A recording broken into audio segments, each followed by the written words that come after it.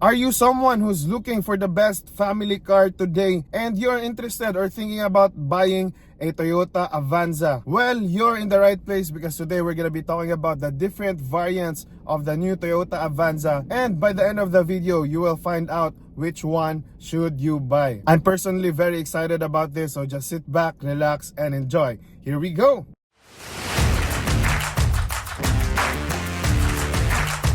So at this point, we already know that, again, the Toyota Avanza is really a great family car, excellent 7-seater. And let me just clear out that whichever of these variants you will choose, I'm pretty sure that panalo ka talaga. Why? Because of things that are in each variant that even the lowest variant have. And of course, you get the best selling point of the Toyota Avanza in all variants, which is the long sofa mode, which I'm sure that you guys can really use whenever you're camping or parang you're having a long road trip, joyride. So that really is what makes the Toyota Avanza great, right? This is why I'm very excited for this gentleman variant comparison. So ano nga ba ang mga variants ni Toyota Avanza? You actually have 4 as of the making of this video. You have the top of the line Avanza G, and then you also have the mid variant, which is the Toyota Avanza E CVT.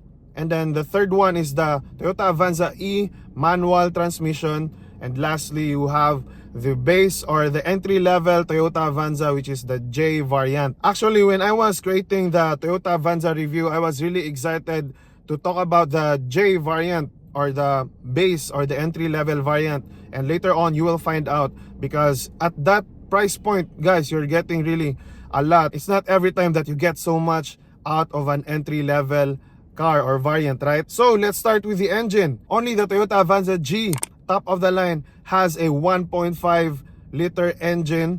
CVT na po yan. It is the best of the best. So if you want an automatic car, do you have all of the features, the full pack features of the Avanza, then the G is the one you should get, especially if you need the 1.5 engine. For sure, you'll have that peace of mind, especially if you're someone who always go to roads that are very, steep or inclined, yung mga matatarik na lugar, then para sa inyo yung 1.5 CVT G.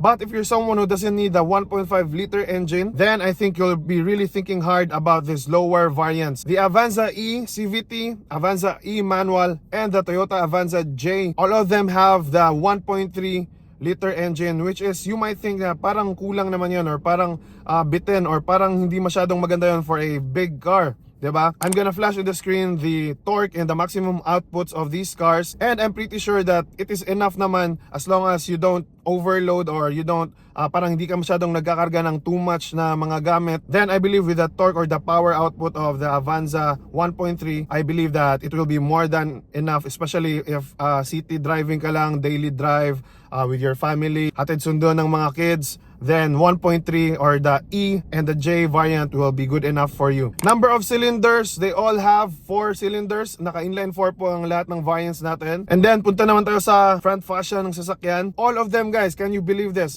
All of the variants from top to the entry level have LED headlights. So akala nyo yun, guys, hindi talaga tinipid even the J variant of the Avanza. But of course, only the G and the E variants have fog lamps. See, Toyota Avanza J doesn't have fog lamps, but sobrang okay na po yun kasi meron namang nakabang na provision just in case you wanted to install one. So if you're someone who's interested in the J variant, then you're getting really something that, parang social na tignan yung sasakyan mo. But a little bit of a nitpick lang, sayang that Toyota Avanza G doesn't have LED fog lamps. Same lang si G and si E na halogen yung kanilang fog lamps. So sana ginawa na lang ding LED fog lamps ni Toyota si G top of the line para naman medyo premium naman. But that's a good news for someone who wants the Toyota Avanza E variant. Now let's talk about the wheel size. When you go to the sides, this is where a little bit of the 1.5 or the G variant is really good. If you're someone who wants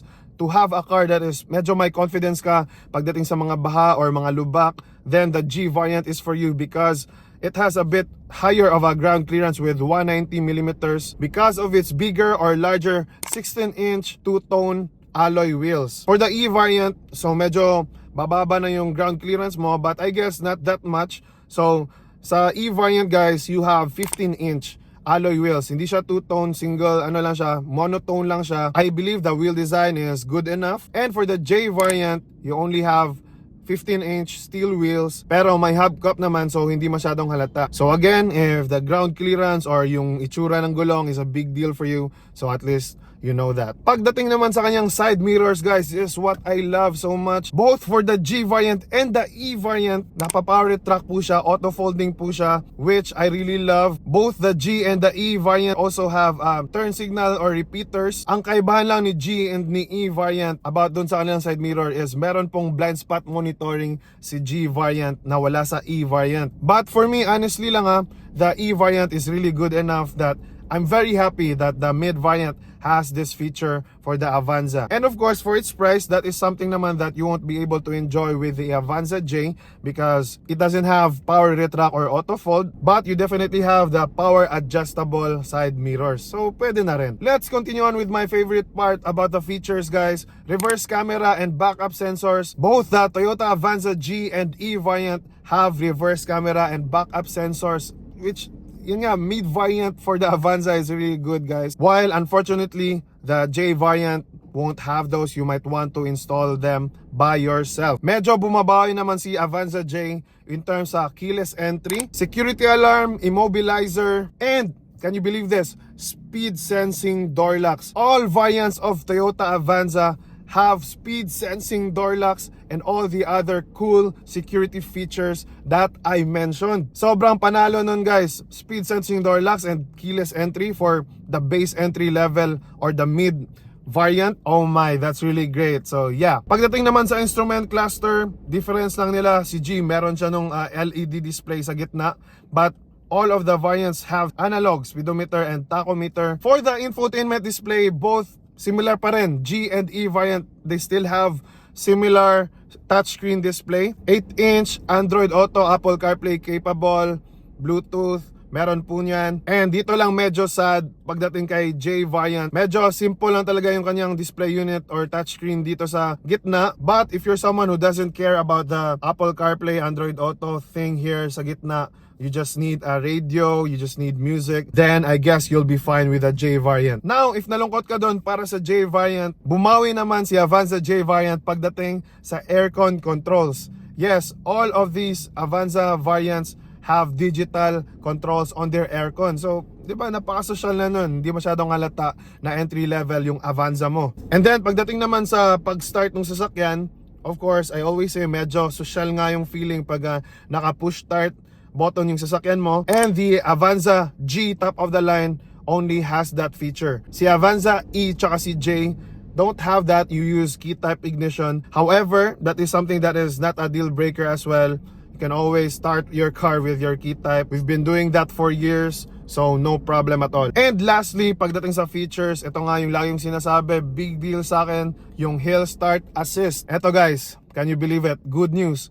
For all Avanza variants, you have the Hill Start Assist. Whether sa CVT man or sa manual, napakalaking tulong po nun. And it's really great for Toyota to give that feature to the entry or the lowest variant of Avanza. So as we end, yung warranty po nila, all the same. 3 years warranty for all of the variants from entry level to the top of the line.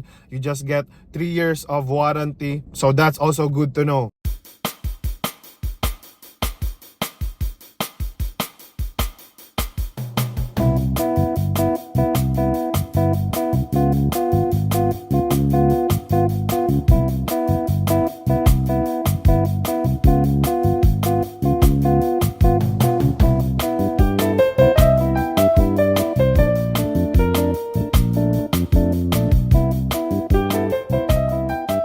So as we end by talking about their prices, guys, ito po yung prices nila. The Toyota Avanza is really a great car, guys. If you're someone who's having a family that is getting bigger and bigger, personally I'm even considering this car. And from the top of the line until sa base entry level, it's a bit confusing pa rin for me because gusto natin makatipid, but also we want a little bit of the comfort and the features. But yeah, that's life. This is what makes this very interesting as well. So to end or to conclude, if you don't need the 1.5 liter engine and the larger wheels, the higher ground clearance, then definitely the Toyota Avanza E is really good enough for you if you also want the features. But if you don't care about the features, you just want a car, a 7-seater, family, bring everyone else, buong barangay, then you're really getting a lot with the Avanza J. So sana po nakatulong tong video na to. I hope you get one of our Project Gentleman merch today, available on Lazada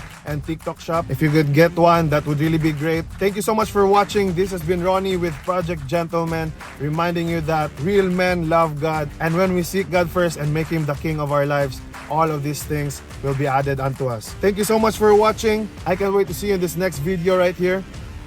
Ciao.